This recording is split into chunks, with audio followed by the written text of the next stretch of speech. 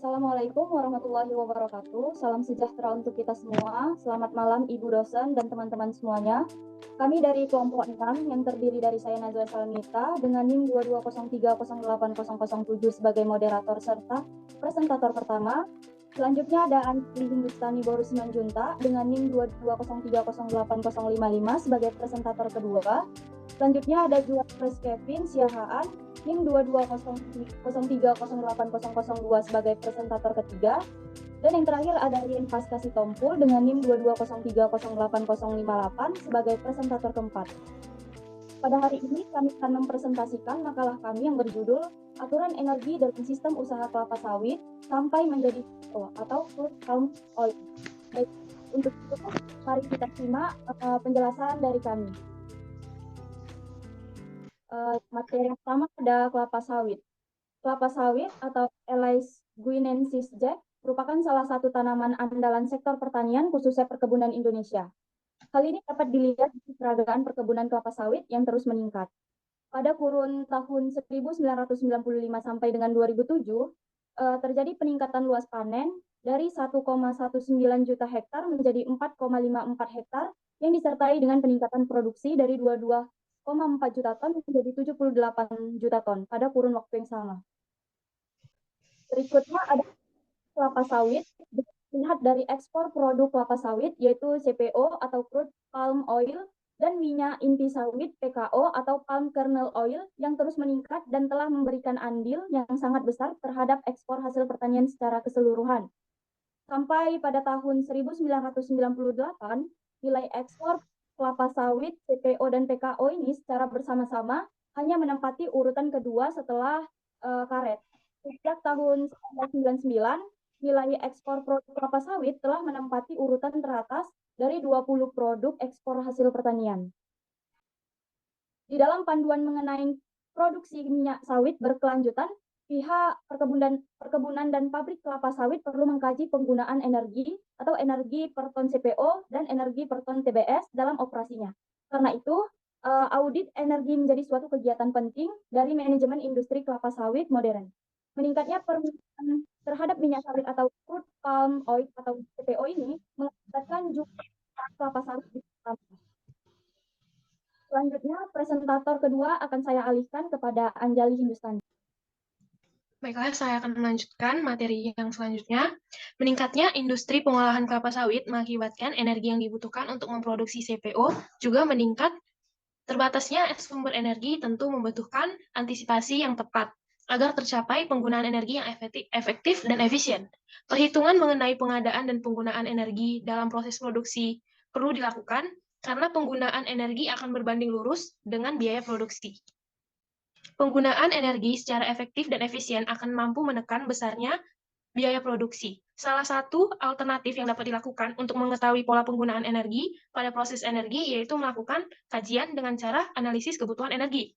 Analisis energi adalah perhitungan jumlah dan aliran energi pada suatu proses, produksi atau aktivitas. Analisis energi perlu dilakukan untuk mengevaluasi penggunaan energi yang dapat dihemat oleh dari suatu aktivitas dan untuk mengidentifikasi peluang konservasi energi.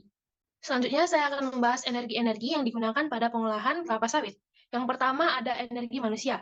Seperti terlihat pada tabel 2 dan 3, penggunaan energi yang berasal dari otot manusia ternyata masih cukup besar, mencapai 5.013 jam orang kerja per hektar atau 11,3 gigajoule per hektar, yang berarti 19,4% dari total input. Jika dikaitkan dengan besarnya angka angkatan kerja tidak terampil yang dimiliki Indonesia, maka budidaya kelapa sawit merupakan industri yang dapat menyediakan lapangan pekerjaan yang penting. Sebagian besar tenaga manusia diperlukan pada kegiatan pemeliharaan TBM, yaitu sekitar 5,47 gigajoule per hektar, dan pembibitan, yaitu sekitar 3,59 gigajoule per hektar. Selanjutnya akan saya serahkan kepada rekan saya, yaitu Juan Fris Siahaan. Ini saya akan melanjutkan tentang energi yang digunakan pada pengolahan kelapa sawit. Energi bahan bakar atau energi yang berasal dari penggunaan bahan bakar atau solar untuk mengoperasikan alusi insan adalah 10,6 gigahektar atau setara dengan 17,45%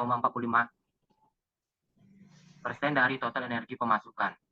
dan paling banyak digunakan untuk transportasi hasil panen ke pabrik pengolahan kelapa sawit yang mencapai 5,4 giga per hektar atau setara dengan 5,1% dari total energi yang bahan bakar. Pemeliharaan tanaman yang menghasilkan TMS yaitu 2,7 giga hektar atau setara dengan 26,8% dari total energi bahan bakar dan terutama digunakan untuk pengangkutan pupuk ke areal. Tidak banyak energi bahan bakar yang digunakan dalam kegiatan pembibitan, hingga tanaman sawit belum menghasilkan. Yang secara bersama-sama hanya 1,9 giga hektar atau setara dengan 19,1% dari total energi bahan bakar. Selanjutnya, energi embed yang penggunaan pupuk. Energi pemasukan yang berasal dari penggunaan pupuk kimia merupakan yang paling besar, mencapai 31,6 giga hektar atau setara dengan 54,18% dari total energi pemasukan. Setelah periode revolusi hijau, penggunaan pupuk kimia merupakan salah satu cara untuk sukses meningkatkan produksi tanaman. Oleh karena itu, tingginya pemasukan energi dari pupuk kimia ini merupakan fenomena yang juga terjadi pada budidaya berbagai tanaman, seperti tebu yang mencapai 66% hingga 79% dari total input dan padi yang berkisaran antara 60% hingga 69% dari total input. Dalam budidaya kelapa sawit, pupuk urea dan fosfat digunakan pada pembibitan dan penanaman, pupuk MOP atau muriate of potash digunakan untuk pemeliharaan TBM. Dan untuk pemeliharaan TMS digunakan pupuk histerit dan dolomit. Energi yang keempat itu embed penggunaan pestisida. Pengendalian hama dan penyakit merupakan kegiatan yang sangat penting dalam budidaya tanaman pada umumnya.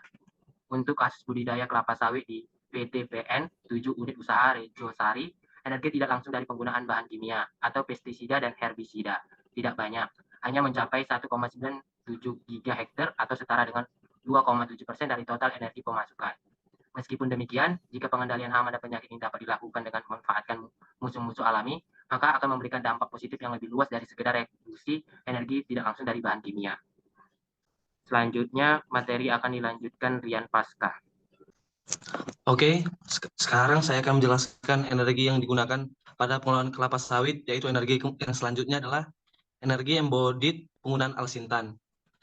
Energi embodied penggunaan alsintan ini adalah energi yang digunakan pada alat dan mesin pertanian yang besarnya adalah 3,36 gigajoule per hektar atau sama dengan 5,82% dari semua energi masukan total.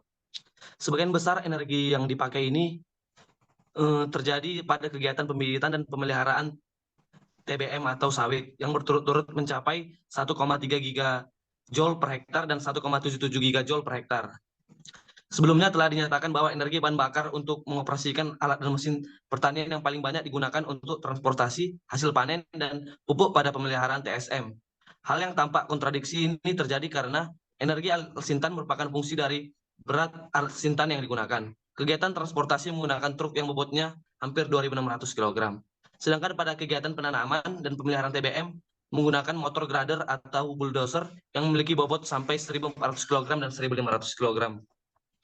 Kemudian energi yang keenam yang dipakai adalah energi keluaran dan energi keragaan energi. Pada jurnal yang kami dapat, terlihat pada data pada penelitian di PTPN 47, unit usaha Rejosari rata-rata mencapai 14.873 kg dengan komponen seperti diberikan pada tabel 4. Dari kebun juga dihasilkan biomasa berupa pelepas sawit yang memang harus dipangkas secara berkala. Dengan jarak 8 x 8 meter, maka jumlah tanaman per hektar adalah 144 pohon. Jumlah pelepah bisa mencapai 22 buah per pohon per tahun dengan total berat bahan kering per hektar mencapai 5.872 kg atau dalam energi bisa didapat 92,31 gigajoule. Besarnya energi keluaran total pada budidaya kelapa sawit adalah 339,14 gigajoule per hektar. Dapat ditunjukkan bahwa rasio energi keluaran terhadap energi masukan adalah 5,88 dengan produktivitas energi adalah 3,87 megajoule per kilogram TBS. Dan energi neto adalah 291,51 gigajoule per hektar. Dilakukan juga penelitian dari jurnal yang kami dapatkan, pada Thailand memerlukan energi masukan 1,08 megajoule per kilogram TBS. Analisis energi di Thailand tidak memperhitungkan energi masukan yang berasal dari tenaga manusia dan energi tidak langsung yang berasal dari penggunaan alat mesin pertanian. Jika kedua energi masukan ini dikeluarkan untuk kasus Indonesia, energi masukan menjadi 2,90 megajoule per kilogram TBS. Dengan demikian dapat disimpulkan bahwa budidaya sawit Indonesia lebih boros dari menggunakan energi. Oke, selanjutnya akan dipresentasikan teman saya, Nazwa. Oke, baiklah, saya akan menjelaskan tentang besaran energi yang diperlukan dalam proses pengolahan dari sawit menjadi CPO. Yang pertama itu ada energi listrik. Input energi listrik pada kegiatan pengolahan TBS menjadi CPO dan sarana pendukung di PMKS PT Alno Agro Utama Sumindo Oil Mill Hulu Utara berasal dari turbin uap dan generator diesel sebesar 0,087 megajoule per kilogram. Sedangkan total kebutuhan energi listrik di PMKS PT Alno Agro Utama Sumindo Oil Mill Bengkulu Utara adalah sebesar 0,0434 megajoule per kilogram. Sarana pendukung merupakan bagian yang terbesar dalam kebutuhan energi listrik, yaitu sebesar 0,0266 megajoule per kilogram atau sekitar 61,25% dari presentasi total kebutuhan energi listrik. Sedangkan bagian pengolahan TBS membutuhkan energi listrik sebesar 0,0168 megajoule per kilogram atau sebesar 38,75% dari presentasi total kebutuhan energi listrik. Ada beberapa faktor yang menyebabkan penggunaan energi listrik yang berbeda. Yang pertama itu tergantung dari kondisi peralatan yang digunakan. Yang kedua, cara pengoperasian peralatan. Dan yang ketiga, ada kapasitas real pengolahan. Selanjutnya, saya alihkan kepada presentator Anjali Hindustani.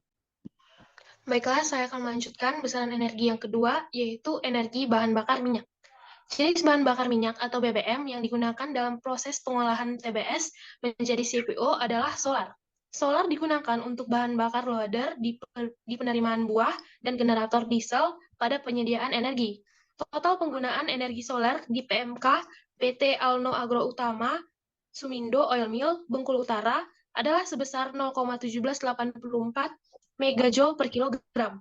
Kebutuhan energi solar terbesar terdapat pada penyediaan energi, yaitu sebesar 0,145 megajoule per kilogram, atau setara dengan 81,28% dari total penggunaan energi solar. Sedangkan tahapan kegiatan yang membutuhkan energi solar paling kecil adalah pada penerimaan buah, yaitu sebesar 0,0334 megajoule per kilogram, atau sebesar 18,72% dari total penggunaan energi solar. Besarnya kebutuhan energi solar pada penyediaan energi karena kebutuhan solar per jam pada diesel di generator adalah sebesar 100 liter, di mana waktu operasi diesel generator rata-rata adalah 5,4 jam per harinya. Sedangkan kebutuhan rata-rata solar pada penerimaan buah atau bahan bakar loader adalah sekitar 131 liter per harinya. Selanjutnya akan saya serahkan ke rekan saya, Juan Freys. Silakan. Saya akan melanjutkan materi besaran energi yang diperlukan dalam proses pengolahan dari sawit menjadi CPO, yang energi biomasa. Pada pengolahan TBS menjadi CPO di PMKSPT Alno Agro Utama Sumindo Oil Mill yang terletak di Bengkulu Utara, biomasa digunakan sebagai bahan bakar pada ketel uap atau bioler. Jenis biomasa yang digunakan adalah ampas dari pengolahan kelapa sawit, yaitu berupa serat fibre dan cangkang atau sering disebut dengan shell. Rata-rata jumlah serat dan cangkang yang dihasilkan adalah 365,87,20 kg per hari dengan komposisi yaitu serat sejumlah 258,385,72 kg per hari dan cangkang sejumlah 107,484,48 kg per hari. Komposisi kedua biomasa tersebut sebagai bahan bakar ketel uap adalah 70% serat dan 30% cangkang. Nilai kalori serat dan cangkang adalah masing-masing sebesar 10,0,2 megajoule per kilogram pada kadar air 34,999% dan 13,2 megajoule per kilogram pada kadar air 15,4%. Nilai kalori serat dan cangkang diperoleh dengan menghitung kadar air, serat, dan cangkang dengan pengoven selama 90 menit. Dari hasil perhitungan bahwa pemasukan energi biomasa adalah sebesar 16,2 megajoule atau kilogram dengan komposisi serat 10,40 megajoule per kilogram dan cangkang 5,62 megajoule per kilogram. Selanjutnya dilanjutkan Rian Praska. Oke, selanjutnya saya akan menjelaskan energi yang keempat yang digunakan pada sawit menjadi CPO, yaitu energi uap. Energi uap sangat diperlukan dalam pengolahan TPS untuk menjaga agar mutu dari CPO sesuai yang diinginkan dan agar proses pengolahan dapat berjalan dengan lancar. Energi uap bersumber dari boiler yang mengubah energi biomasa menjadi uap melalui pembakaran dan mengubah air menjadi uap. Selanjutnya, uap yang dihasilkan akan digunakan untuk memutar turbin uap untuk menghasilkan energi listrik. Sisa energi uap yang digunakan dari turbin ditampung di dalam BPF uap yang digunakan di PMKS PT Alno Agro Utama Sumido Oil Mill, Bengkulu, sebesar 7,32 megajoule per kilogram. Penggunaan energi terbesar pengolahan TPS sebesar 6,52 megajoule per kilogram atau 85,28% dari persentase penggunaan energi uap. Penggunaan energi terkecil pada sarana pendukung sebesar 1,079 megajoule per kilogram atau sebesar 14,72% dari persentase total penggunaan energi uap. Selanjutnya akan dijelaskan oleh teman saya, Nazwa. Itulah presentasi tentang sebuah kesimpulan. Kelapa sawit merupakan salah satu andalan sektor pertanian dan perkebunan Indonesia. Bahkan kelapa sawit ini termasuk bahan ekspor pertama yang diekspor oleh Indonesia. Selain energi listrik yang digunakan pada pengolahan perkebunan kelapa sawit yang sesuai dengan jurnal yang kami dapatkan di PTPN Unit Usaha Rejosari, Lampung Selatan adalah energi manusia sebesar 11,3 giga per hektar per 5.013 jam kerja. Pada bahan bakar solar, Alsintan yaitu 10,6 giga per hektar. Energi masukan berasal dari penggunaan pupuk mencapai 30,3 joule per hektar. Energi bahan pestisida dan herbisida hanya mencapai 1,97 gigajoule per hektar. Hasil penelitian ini menunjukkan bahwa produksi TPS per hektar di PTPN 7 ini unit usaha Rejosari rata-rata mencapai 14.173 kg, di mana pengolahan TPS mengembangkan energi listrik sebesar 0,0168 megajoule per kilogram. Demikian presentasi dari kami, lebih kurang kami mohon maaf. Wassalamualaikum warahmatullahi wabarakatuh. Selamat malam. Selamat malam. Selamat malam.